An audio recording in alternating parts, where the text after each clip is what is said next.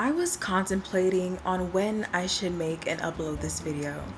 It's the holiday season, and I would hate to bring such Grinch vibes, but considering my fellow people, many who I know have spent the past few weeks, the past few paychecks to celebrate the holidays, Christmas in particular, which has such custody of our plans and consumer habits, I couldn't help but think, yeah, it's about time. In David Frayne's The Refusal of Work, Chapter 3, he shifts the focus away from work itself to look at the broader impact of work on our everyday lives.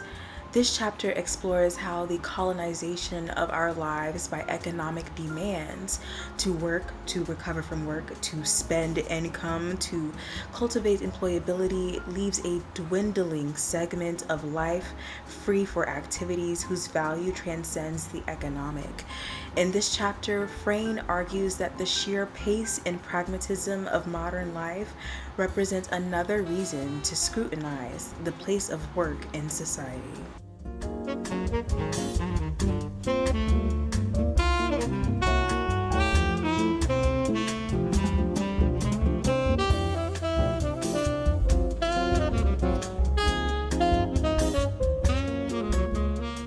The topic of this chapter is leisure, or more precisely, why we seem to have so little leisure, and why the leisure time that we do have is so often suffused with a sense of responsibility and anxiety. The current popularity of self help books coaching their readers to slow down and enjoy life, as well as the weekly appearance of discussions on work life balance in broadsheet newspapers, are testaments to the extent to which people are feeling hurried and squeezed in their free time. Figures published by the Trade Union Congress for 2014 suggested that around 20% of the UK workforce regularly work overtime without pay. Within this 20%, the average unpaid hours per week was 7.7. The experienced shortage of and anxiety over leisure time is a widespread cultural phenomenon with an important qualitative dimension and not therefore the preserve of the people with the longest working hours. The degradation of leisure needs to be understood as a symptom of the broader tendency of economic demands to colonize everyday life. We do not simply step out of our workplaces and into a world of freedom. This was brought to light by Theodore Adorno in a short but poignant essay from the 1970s called Free Time. Adorno questioned the extent to which workers are truly autonomous in their time outside work, arguing that the covert aim of non-work time is simply to prepare people for the recommencement of work. Free time is not free at all, but a mere continuation of the forms of profit-oriented social life. This is because it involves activities which often have a similar quality to work, looking at screens, doing chores, but also because more alienating or exhausting forms of work produce a powerful need for recuperation. By draining people's physical and mental energies, work that is alienating ensures that much of the worker's non-work time is spent winding down, retreating to escapist forms of entertainment, or consuming treats which compensate for the day's travails. This section of the book is important because, as I mentioned in other videos regarding this book, we've realized that free time is not ours.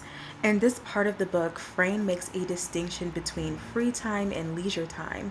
Free time is the time allotted by employers, and leisure time is the time we actually have for ourselves. When considering the recuperation after a long workday, just to prepare for work the next day, that is the free time that we technically give to work. When do we actually experience leisure? The moments in which we recuperate ourselves not for economic gain but for self fulfillment. If free time represents a mere continuation of work, then it is true leisure which represents that sweet oasis of unmeditated life in which people detach from economic demands and become genuinely free for the world and its culture. Adorno argues that it is the degraded form, free time, rather than true leisure, which prevails in affluent societies. When considering all of this, I wanted to relate our work calendar to this idea of leisure versus free time. While many people are celebrating the holidays or taking some needed time off finally because of the scheduled holidays, what time is really ours?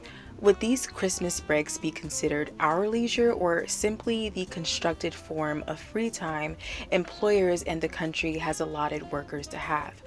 I'm sure if we could have it our way, there would be other times besides Thanksgiving, Christmas, and New Year's for us to have time off, right? Somewhere random on the calendar, like on September 18th, you or someone is going to want to spend that day for themselves. Not just a holiday, but our time, our own time. And I appreciate this section because it mentions overtime on page 68 and how there are many people, at least in the UK, who worked overtime and were not paid for it. The same can be said here in America. The same literally happens in America. And who's to say while that hardworking father is putting in extra time at Walmart to get his daughter a gift for Christmas, he's not being underpaid for that time? And it's wild, hilarious, strange, so manufactured how we operate around Christmas. Those who work hourly really do put in more time during the holidays just to purchase or consume. It's like all constructed too precisely. We're being exploited in our work, time, and contributions, as well as our leisure, our few moments in which we do gather with family to celebrate something. And instead of this holiday, Christmas, to actually illuminate the birth of Christ, it has been so bastardized to celebrate a very well-known mythical man. Instead of the historic and culturally relevant Jesus to be celebrated in sanctity, capitalism has made it so that Kris Kringle, or whoever the fuck, is now our emblem of Christmas, and he represents the cargo of consumption on his sleigh filled with toys and whatever else.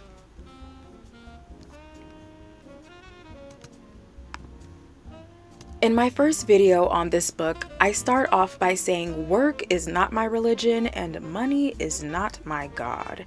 And I really hope y'all hear me on that, like fucking seriously. Y'all do realize they replaced Jesus, who did not say nowhere in the Bible to celebrate his birth, let alone with an abundance of unnecessary gifts. Yet here people are in the mindless holiday spirit because of the indoctrination behind this holiday that turns the everyday person from someone with their own beliefs and dogmas to someone who's merely just another person adhering to the stringent cultural norms that keep us in the bounds of capitalism, committing to excessive work demands so that we can consume and be the Santas for Christmas, all on the system's calendar, all while never giving us our own time. It's giving fuck the holidays because we need to create our own and not feel compelled to buy more and work harder when the system tells us to. Why or why not Christmas should be celebrated in Christian homes? But what does the Bible say? Does the Bible give clear direction as to whether Christmas is a holiday to be celebrated by Christians? First, let's look at the reasons why some Christians do not celebrate Christmas. One argument against Christmas is that the traditions surrounding the holiday have origins in paganism. Searching for reliable information on this topic is difficult because the origins of many of our traditions are so obscure that the sources often contradict one another. While there are definitely pagan roots to some traditions, there are many more traditions associated with the true meaning of Christmas, the birth of the Savior of the world in Bethlehem. Another argument against Christmas, especially having a Christmas tree, is that the Bible forbids bringing trees into our homes and decorating them. The passage often cited is Jeremiah 10, verses 1 through 16. Christians who choose to ignore Christmas point to the fact that the Bible doesn't give us the date of Christ's birth, which is certainly true. December 25th may not be even close to the time Jesus was born, and arguments on both sides are legion. Some relating to climate in Israel, the practice of shepherds in winter, and the dates of Roman census taking. None of these points are without a certain amount of conjecture, which brings us back to the fact that the Bible doesn't tell us when Jesus was born. Some see this as proof positive that God doesn't want us to celebrate the birth. while others see the Bible's silence on the issue as tacit approval. As we have seen, there is no legitimate scriptural reason not to celebrate Christmas. At the same time, there is no biblical mandate to celebrate it either. Christians around the globe celebrate the birth of Jesus Christ on the date of December 25th, but in fact, this is not when he was born at all. No one really knows the true date of Jesus' birth. But why do we celebrate it then on December 25th? And where do all these holiday traditions come from? The legend has it that the date of December 25th was ceremoniously picked because it has to do with the winter solstice. December 25th is the day that the sun begins to rise higher in altitude against the horizon in the northern hemisphere, resulting in longer days. In the occult world, this is meant to represent the return of the sun, which in Babylon was Nimrod reincarnated as Tammuz. In a nutshell, the story goes that Semiramis was Nimrod's mother, who he incestuously married. Nimrod died at some point in his reign, and Semiramis bore a son not long after on December 25th, who she claimed to be supernaturally conceived by reanimating Nimrod's dead body. After Nimrod's death, his so-called mother wife Semiramis propagated the doctrine of the survival of Nimrod as a spirit being. She claimed a full-grown evergreen tree sprang overnight from a dead tree stump, which symbolizes the springing forth unto new life of the dead Nimrod. On each anniversary of his birth, she claimed, Nimrod would visit the evergreen tree and leave gifts upon it. December 25th was always the birthday of Nimrod. Every Christmas, when you buy a Christmas tree, exchange gifts, or burn a Yule log, you're partaking in the ancient Babylonian mystery religion tradition and not even knowing it. The story goes, traditionally, a Yule log was burned at the fireplace on Christmas Eve, and during the night, the log's embers died. There appeared in the room, as if by magic, a Christmas tree surrounded by gifts. The Yule log represented the sun god Nimrod, and the Christmas tree represented himself resurrected as his own son, Tammuz. So our Christmas tree and our Yule log have tremendous meaning, but not a Christian meaning. The Christmas tree is mystical Tammuz, the slain god come to life again. And this is the origin of the great Christmas character that we know today as Santa Claus, who brings gifts underneath an evergreen tree, which seems to be eerily similar to the story of the wicked ruler Nimrod and his son Tammuz, Nimrod the sun god reborn. This is also the origins of the Christmas tree, if you have not noticed or realized it yet. Even the colors of Christmas have their ties to Nimrod, the wicked ruler of Babylon. As we know, the color red that Santa uses in his suit is representative of fire, which of course is ultimately a representation of the sun god King Nimrod. And this is also where the other color of green comes in, which represents Tammuz, or the evergreen tree, sprout to life after his death. Santa Claus is often referred to as Saint Nick. Nicholas is a Greek version of the name Nimrod, and another name for Lucifer is Old Nick. Out of all the possible names for Santa, it just happens to be Saint Nick, which could just be a coincidence, but I'll leave that decision up to you. The holiday season is upon us, and with it, a deluge of new tech, trinkets, and advertisements convincing us to indulge. But of course, this torrent of consumption is nothing new, especially in the free market capitalist consumerist nation of the United States.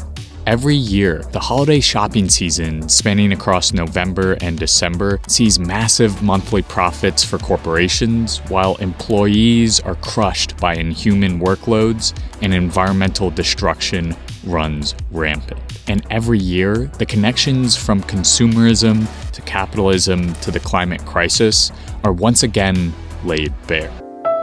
Underneath the bright glitz of Christmas lights and shrouded under the cover of wrapped presents lies the stark reality of the holidays in the imperial core. Starting with the celebration of colonial genocide in Thanksgiving, followed immediately by the capitalist schemes of Black Friday and Cyber Monday that bleed into a month of Christmas celebrations foregrounding extensive gift-giving ceremonies, holidays have been co-opted by corporations and a relentless drive for profit and growth. Gift-giving has been present in the ethos of winter holidays for hundreds of years, a tradition which some scholars point towards the 19th century New York City wealthy aristocrats for starting, as a way of shifting December holidays from a season where poorer people could demand food and drink from the wealthy and celebrate in the streets, to one of cozy celebration in the home, encouraging gift-giving to children. But the amount of gifts were generally small in the 1800s, and it wasn't until the rise of advertising around the turn of the 20th century that retailers, especially toy retailers, saw the potential of holidays for profit and capital accumulation. By the 2000s, US retail sales during the holiday season reached $416.4 billion and have only gotten bigger. The world today is highly unequal. As those in the imperial periphery toil under life-threatening conditions to extract materials from the earth, they fuel the lifestyle of those in the imperial core, which is comparably gluttonous, especially for the white ruling class. In core countries like the United States, we buy because we're told to. We buy for social change, and we buy to find happiness. And while we buy, our money fuels an untenable system. Consumerism is a cog in the capitalist machine. Corporations need us to buy more to fulfill quarterly growth goals. But the consequences of these pursuits are devastating. The world emitted 49.36 billion tons of greenhouse gas emissions in 2016 and continues to emit more each year. And at the head of historical emissions output is capitalist stronghold, the United States. Here, 40% of food goes to waste despite the prevalence of food insecurity. The average American throws out 95 pounds of clothes, adding to the glut of textile waste that represents 4% of global trash each year. Yet all this waste and pollution is good for the bottom line of the capitalist class, because it means we're buying more stuff and industries don't have to worry about the consequences. Clothing waste, for example, is accelerated by the relentless turnaround of the fast fashion industry. While we buy more, their profits go up, and waste continues to drive on.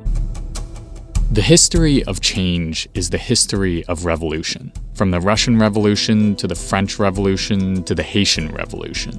As Marx writes in Class Struggles in France, revolutions are the locomotives of history. They represent societal ruptures with the status quo that catapult us towards the future. As we sit on the precipice of global climate collapse, revolution represents an avenue away from planetary ecocide. Marx proposed a revolution built on the ire and action of the proletariat grasping for socialism that would morph into communism. But the proposed paths towards that revolution and what might get built in the ashes of capitalism are varied. Eco-socialism is one such path. It seeks the ownership of the means of production, also known as the factories and tools that make the things we need, by the very laborers that use them. In doing so, eco-socialism seeks to rid itself of the parasitic relationship of the capitalist class that siphons profit from laborers through underpayment and externalities. As Michael Lowy and Joe Koval write in their 2001 Eco-Socialist Manifesto, eco-socialism insists on a transformation of needs and a profound shift towards the qualitative dimension and away from the quantitative, a valorization of use values over exchange values. Essentially, eco-socialism seeks to build an economic structure where production is not based around how much profit we can extract from an item, but instead how useful and necessary it is. In this quest, some eco-socialists point towards the successes and failures of previous socialist regimes, like the Soviet Union, as guideposts for a greener, more liberatory future, one that initially wields state power to form and organize this new economy. Eco-anarchism presents another vision. Rejecting state, governmental, and hierarchical power, eco-anarchism envisions a society of decentralized structures formed horizontally, emphasizing the importance of both human and natural liberation in collections of communities.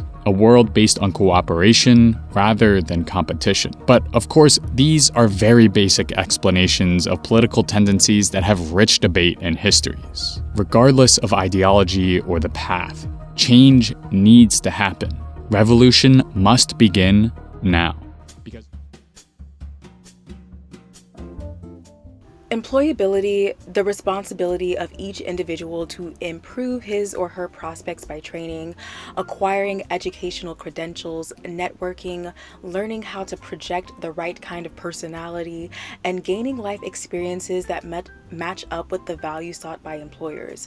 The state and employers are no longer committed to or deemed responsible for providing citizens with lasting and secure jobs. The pressure to remain employable becomes more powerful when people feel that their futures are lacking in guarantees. From the 1990s onward, influential sociologists such as Richard Sennett, Ulrich Beck, and Zygmunt Bauman popularized the idea that capitalist societies had entered an age of insecurity. We could in fact argue that precariousness is the basic condition of everybody who depends on a wage for his or her survival. Ingalls, in his 1840 study of the working class in Manchester, reminds us that workers have long lived in fear of becoming superfluous to the requirements of the economy. The English proletarian has not the slightest guarantee that his skill will in future enable him to earn even the bare necessities of life. Every commercial crisis, every whim of his master can throw him out of work. Generalized insecurity, always aware on some level that they are potentially unemployed or underemployed, potentially insecure or temporary workers. For many people, the cultivation of employability will feel like a lifelong vocation in itself.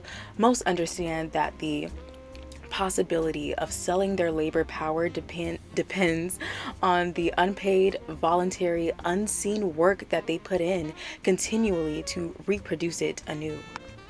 The concern here is that the enjoyment of life is increasingly being subordinated to personal cultivation of the labor market.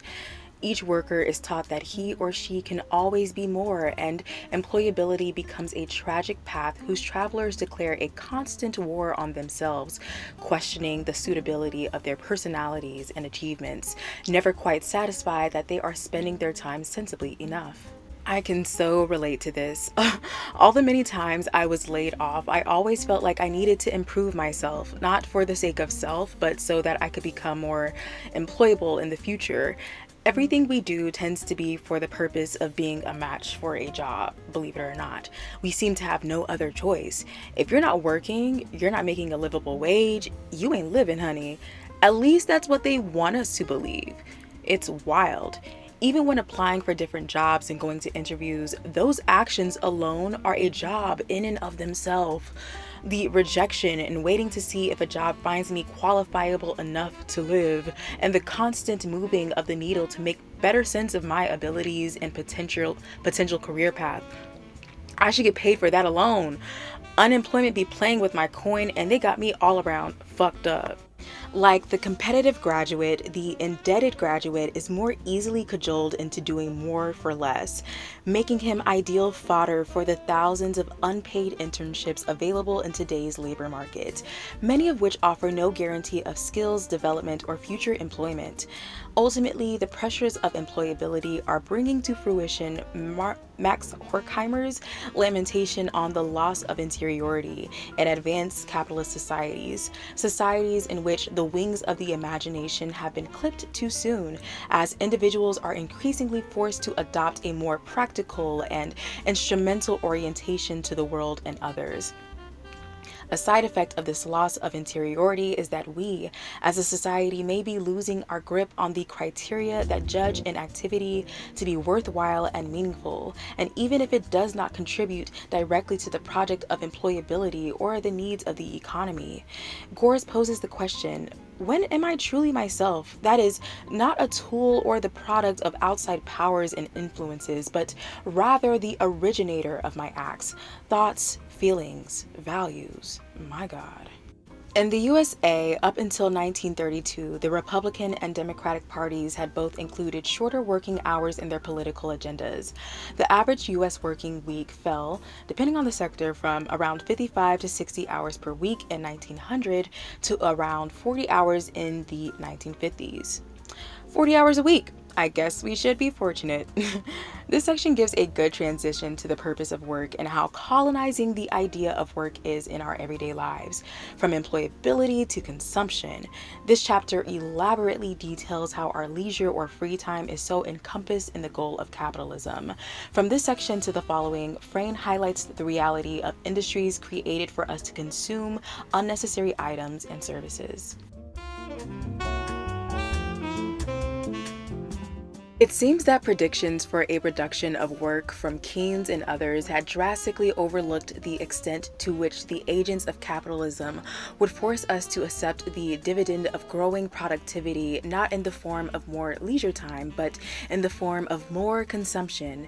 Any potential gains in free time won as a result of growing productivity would be reabsorbed by capitalism as existing markets expanded, new markets were created, and the commercial sphere spread its way into hitherto uncommodified areas of life. The story of capitalism in the 20th century and beyond was thus not to be a story about the liberation of humans from the need to work.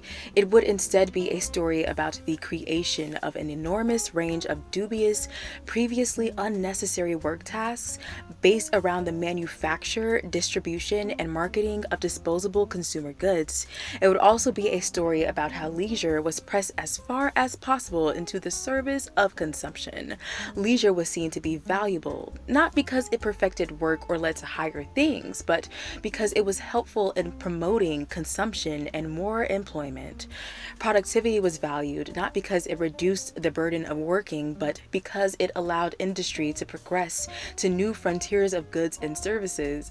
Honeycutt's account of the abandonment of shorter hours in favor of the gospel of consumption allows us to clearly see capitalism for what it really is, a system which aims to produce needs rather than satisfy them once and for all.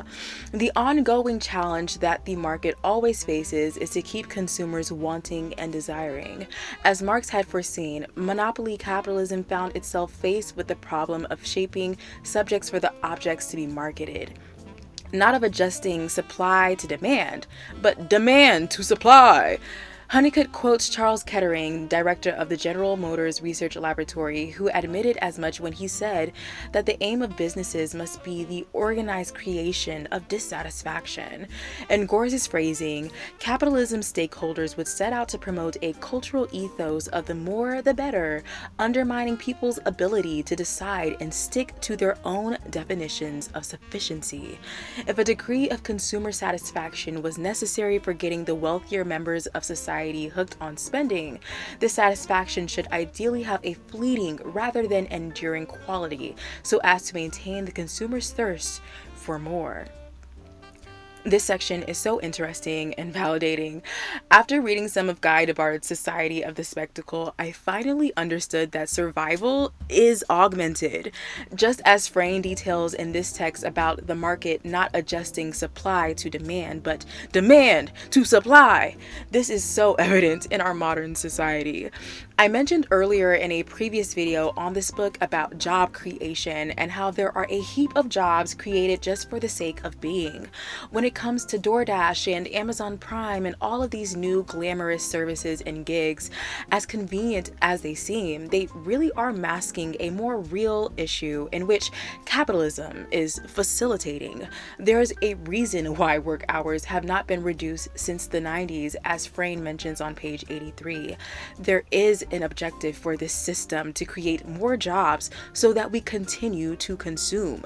There is an objective for this system to keep us working 40 hours a week, even though we have the means, the technology, the advancements to work less. I can't elaborate anymore that this is a design to control the populace. As Frayne mentions in this section, there is a creation of needs. Even when we literally have enough, jobs are created to keep people at work. Services are created to keep people at work. All of these things are manufactured to keep people working and under control. Efficiency is an illusion, and there is an aim to keep people working 40 hours a week or more and never having leisure time to provide basic services for themselves, having to rely on those with newly created jobs to help us do the basics. Justin Lewis has referred to modern capitalism as the insatiable age, an age that is oozing with gratification and yet underpinned by a permanent discontent. We live within a system that is both economically and culturally biased towards preventing people from feeling satisfied with their material lot, to the extent that the boundless desire for consumer goods has become one of Western society's hallmark features. The question we are left with is how? How has the capitalist system persuaded us to sacrifice the fight for shorter working hours and more leisure time to a desire for more stuff? What is it that motivates consumer spending today?